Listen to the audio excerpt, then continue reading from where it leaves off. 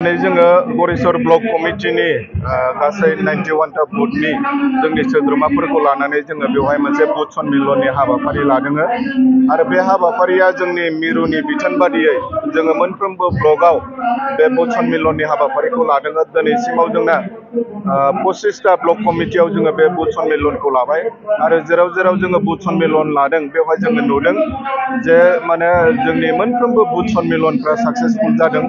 बे लेखायैनो दिनैबो बे गरेस्वर ब्लकनि जे 91टा जोंना बुथ कमिटि दङ बेवहाय खमसे खम 2500निबो बांसिन जोंनि बुथनि सोद्रोमा बिथांमोना बेवहाय बाहागो लादों।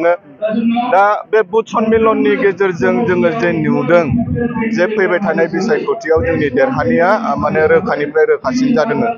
मानो होनोबा बे बुथ सन्मिलनाव मोनफ्रोमबो हारि माहारिनिफ्राय जोंनि दैदेनगिरि बिथांमोना बेवहाय बाहागो लादों।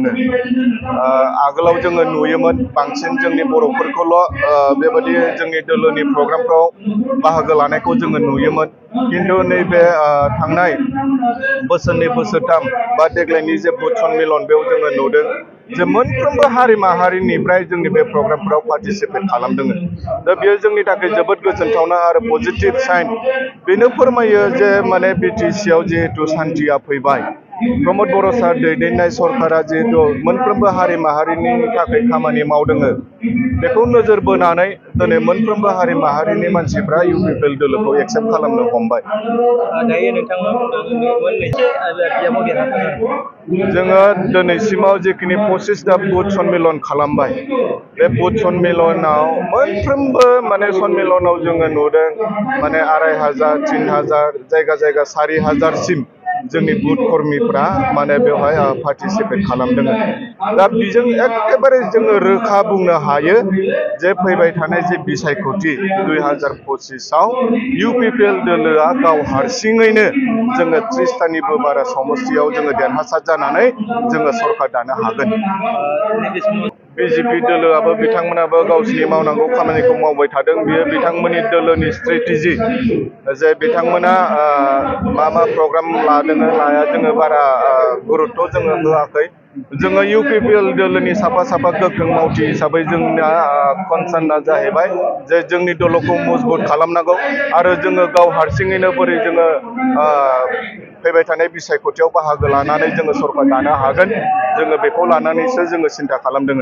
दा बेवहाय BJP दोलो बा गुबुन दोलोआ मा खामानि मावदों मावा जोंहा बेखौ बुंनांगौ गैया, बा बबे दोलोआ खैथा सिटआव इलेक्सन गेलेगोन बेखौ लानानैबो जोङो एथ'ग्राब कनसार्न नङा। जोंना कनसार्नआ जाहैबाय जे UPPL हिसाबै जोङो गोख्रों खालामनांगौ, जोंनि मावथिफोरखौ जोङो गोख्रों खालामनांगौ, जोंनि समस्तिफोरखौ देरहासार खालामनांगौनि थाखाय जोंहा खामानि मावनांगौ।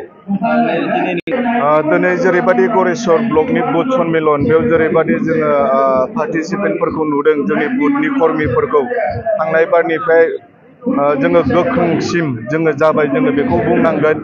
मानोना आगोलाव जेरैबायदि जोंना बुथफ्राव जोंना बुथनि सोद्रोमाफ्रानो गैयानो, बुथ मेम्बार जोंना गैयामोन। खिन्थु दिनै जोङो नुबाय जे जोंना मोनफ्रोमबो बुथआव खमसे खम 35 जननिफ्राय 40 जन जोंना बुथ कर्मीफोर दङ।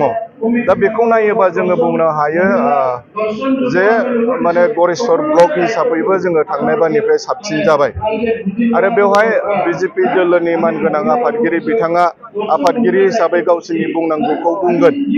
दा बेवहाय जिहेतु जोंहा मोनसे एलायन्स सरकार सोलिगासिनो दङ, NDA एलायन्स जोंना दिल्लीयावबो दिसपुरावबो जोंनि BTC आवबो।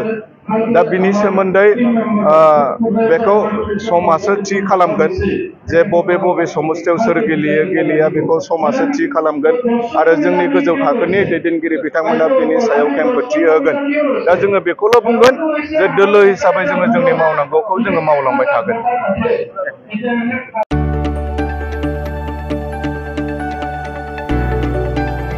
गोजोनथाव खौरां, बर'नि आंगोथार गोथाव ओंख्रि जानो मोजां मोनग्रा रायजो राजाफोरनि थाखाय गोजोनथाव खौरां। बर'नि आंगोथार ओंख्रि जानो मोजां मोनग्रा रायजो राजाफोरा बे गोदानै खुलिनाय लाइजौ हटेलाव हाबफैनो हागोन। जाखांफुहांनाय लाइमोन फालांगिरि गपेश बसुमतारिया अदालगुरिनि टंलायाव बेखेवदों बर'नि आंगोथार ओंख्रि मोनग्रा गंसे हटेल। अदालगुरि जिल्ला टंलानि मिउनिसिपाल बर्ड मावख'नि साखाथियाव गोदानै बर'नि गोग्गो जानाय आदारनि गंसे लाइजौमुंनि हटेल बेखेवदों।